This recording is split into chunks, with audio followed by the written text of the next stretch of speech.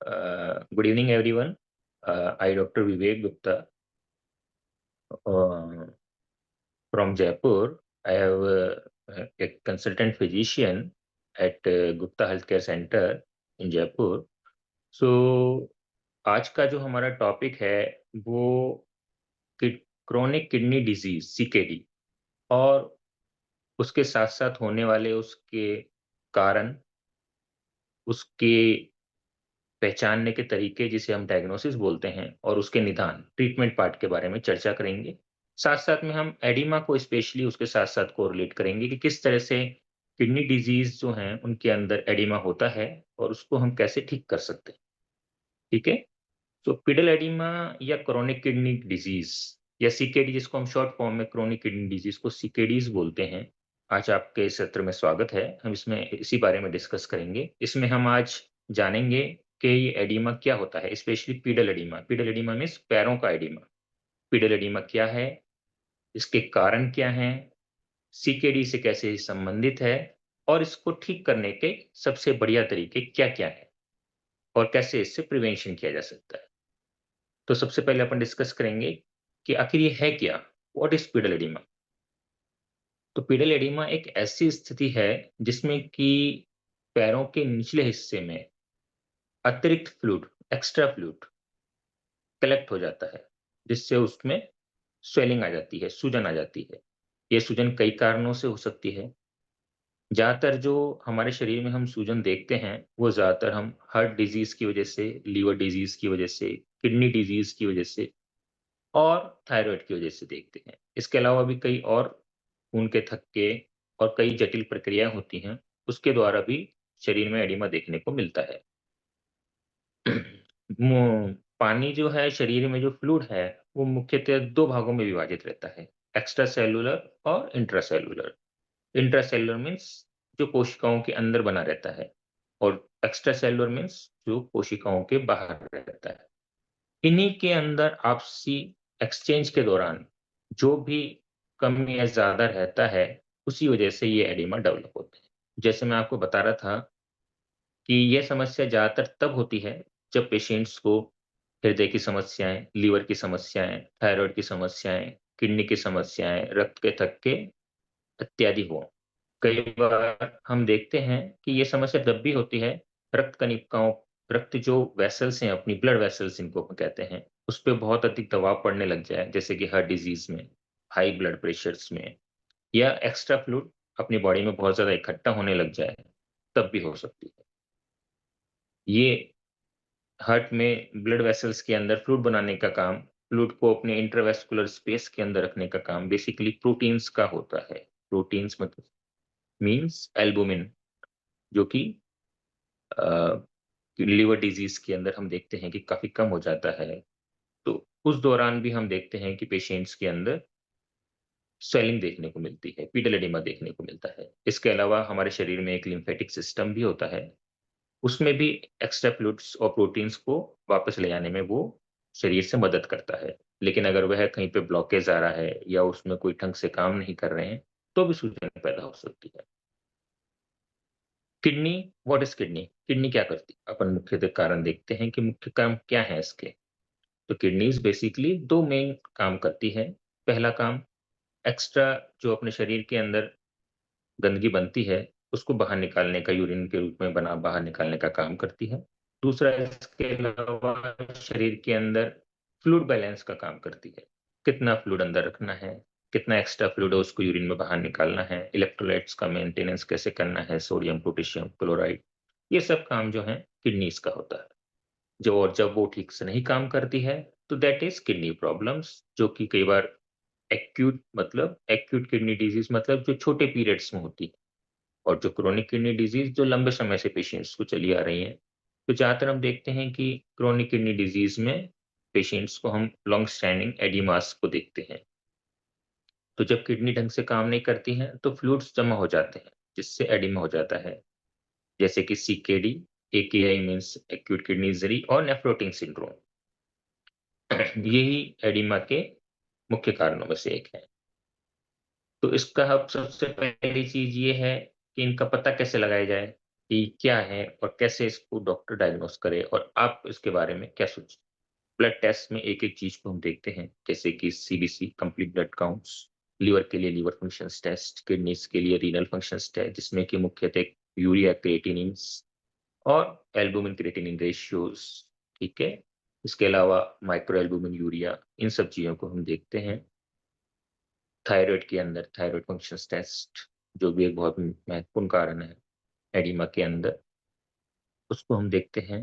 इसके अलावा यूरिन के टेस्ट, यूरिन के अंदर कितना प्रोटीनूरिया है, नेफ्रोटिक सिंड्रोम्स जिसको हम कहते हैं, ये सब हम देखने की कोशिश करते हैं। हार्ट के कारण ढूँढते हैं, जो कि ईसीजी, इकोज़ और इन सब चीज़ों से पता लगता है। और इसके अलावा एडिमा भी हम 2 तरीके से क्लिनिकली भी जज करते हैं। एक तो पिटिंग एडिमा होता है, जो कि हम थोड़ी देर दबाने पे अगर कोई दब जाता है, इट मीन्स वो सेल्स के पीस के पानी हट जाता है। तो वो थायरॉइड के पेशेंट्स में जैसे कि हम देखते हैं कि नॉन पिटिंग एडिमा होता है। लिम्फेटिक सिस्टम्स की रुकावट के अंदर भी नॉन पिटिंग एडिमा होता है। Nephrotic syndrome, kidney disease, heart disease, इनमें ज़्यादातर हम देखते हैं कि पिटिंग एडिमा होता है। पिटिंग एडिमा मीन्स जो दबाने पे देखे।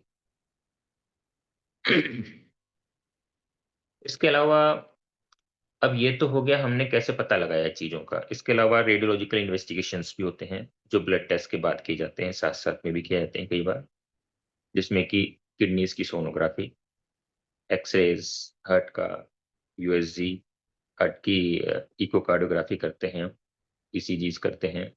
ये सब चीज़ें करके हम सारी-सारी चीज़ें देखते हैं कि आखिर कारण क्या है पेशेंट्स को। तो वो सब चीज़ें देखने के बाद अब ये है कि हम एक बार अगर डायग्नोसिस बना लेते हैं कि पेशेंट्स को इस वजह से हार्ट की डिज़ीज़ से या किडनी की डिज़ीज़ से या थायरॉइड की डिज़ीज़ से उस पेशेंट्स को एडिमा है, तो उसको उसका समुचित उपचार किया जाता है। उपचार के अंदर हमको पेशेंट्स के अंदर पहले हम कोशिश करते हैं कि बिना दवाइयों के ही पेशेंट्स को हम जितना हो सके उसको उस एडिमा को कंट्रोल करने के लिए समझाएँ। जैसे कि अगर केवल पैरों का एडिमा है, तो हम पेशेंट्स को रात को या दिन के वक़्त थोड़ा बहुत देर के समय के लिए या पूरी रात के लिए पैरों को थोड़ा-सा ऊपर उठा के सोने के लिए, रहने के लिए मदद कर समझाते हैं। इसके अलावा अगर वेरिकोज़ वेन्स वगैरह की वजह से भी अगर एडिमा हो रहा है पेशेंट्स को, तो आजकल स्टॉकिंग्स आते हैं, वेरिकोज़ स्टॉकिंग्स वगैरह, उनको पेशेंट्स को कंप्रेशन स्टॉकिंग्स, वो पेशेंट्स पहनते हैं पैरों में, जिससे कि एडिमा कम होता है। इसके अलावा आजकल एक नई ब्रांच जो फिज़ियोथेरेपी होती है, वो भी एक बहुत कारगर रूप है, जिसमें कि मसल्स की एक्सरसाइज़ के द्वारा और पोज़िशनिंग के द्वारा और एक्सरसाइज़ और इन सब चीज़ों के द्वारा पेशेंट्स को एडिमा कम करने में मदद मिलती है। इसके अलावा लोकल स्वेलिंग्स के अंदर कई बार पेशेंट्स को आइस पैक्स या बर्फ के सेक से भी कई बार आराम मिलता है। इसके अलावा कुछ डाइटरी चेंज भी पेशेंट करता है, उससे उसको बहुत मदद मिलती है। जैसे कि अगर कुछ पेशेंट्स ज़्यादा नमक ले रहे हैं, तो पेशेंट्स का हम कोशिश करते हैं कि नमक का रेस्ट्रिक्शंस 5 ग्राम पर डे तक डालें, क्योंकि ज़्यादा नमक लेने से सोडियम ज़्यादा जाता है। सोडियम अ, वाटर का रिटेंशन करता है। तो जहाँ पर सोडियम का रिटेंशन होगा, सोडियम ज़्यादा होगा, वाटर का रिटेंशन होगा, तो हम चाहे कितनी भी दवाइयाँ दें, पेशेंट को बार-बार एडिमा होता रहेगा। तो पेशेंट्स को जो अपने व्यवहार में चेंज करना होता है, उसमें डाइट के अंदर हम उसको नमक पे कम खाने के लिए समझाते हैं। कम का मतलब बंद करने की ज़रूरत नहीं है, लेकिन उसको 5 ग्राम पर डे तक रोकने की सोचते हैं। इसके अलावा कुछ और जो स्पेशली स्वेलिंग को कम करने की दवाइयाँ होती हैं, उसमें डाययूरेटिक्स कही जाती हैं, जो कि यूरिन के अंदर एक्स्ट्रा फ्लूइड्स को बाहर निकालती हैं।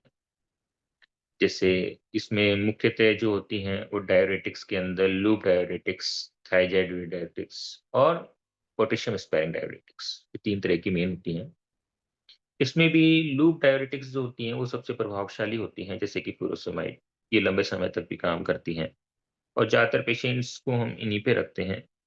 इसके अलावा थायज़ाइड डाययूरेटिक्स भी हम ऐड ऑन कर देते हैं कई बार जब एक केवल लूप डाययूरेटिक्स से फ़र्क नहीं मिलता है तो। कुछ पेशेंट्स में जिनमें पोटेशियम स्पेयर करना होता है, उनमें पोटेशियम स्पेयरिंग जो कि हाइपरपोटेशियमिया भी करता है, तो वो उस तरह के पेशेंट्स को स्पाइनल इलेक्ट्रॉन वगैरह भी देते हैं।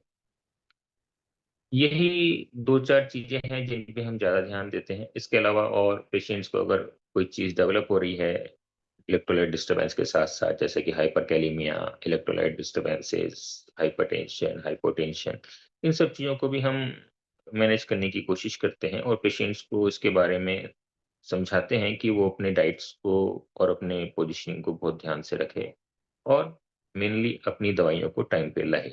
और भी कई बार कई चीज़ें होती हैं जो कि इन चीज़ों से हम मैनेज नहीं कर सकते, उसके लिए आपको चिकित्सा सलाह लेनी ही पड़ती है।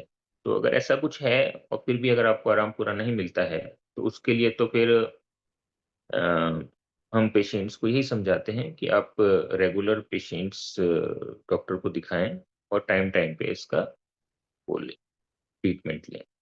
यही मैं आपको आज बताना चाहता था। आज का यही टॉपिक था कि अपन एडिमा के बारे में डिस्कस करें। तो लास्ट में अगर अपन की होम नोट्स लें तो इसमें यही है कि अपन एडिमा को सबसे पहले तो समझें। यही समझने का तरीका है कि अगर किसी भी पेशेंट्स को कहीं पे भी एक्स्ट्रा अपने शरीर के अंदर सूजन दिख रही है, तो सबसे पहले तुरंत डॉक्टर के पास जाके सलाह लें और उसके बारे में जो भी टेस्टिंग्स हैं, उनको कराएँ। ब्लड टेस्ट, रेडियोलॉजिकल टेस्ट और डॉक्टर की सलाह के द्वारा जो भी आपका कारण आता है, उसके साथ-साथ डाइट में चेंज, अपने व्यवहार में चेंज, अपनी डाइट में चेंज और दवाइयों को नियमित रूप से लें, चाहे वो डायुरेटिक्स हों, चाहे वो और दूसरी तरह की दवाइयाँ। धन्यवाद। मैं आज यही कहना चाह रहा था। Doctor Vivek Gupta, thank you.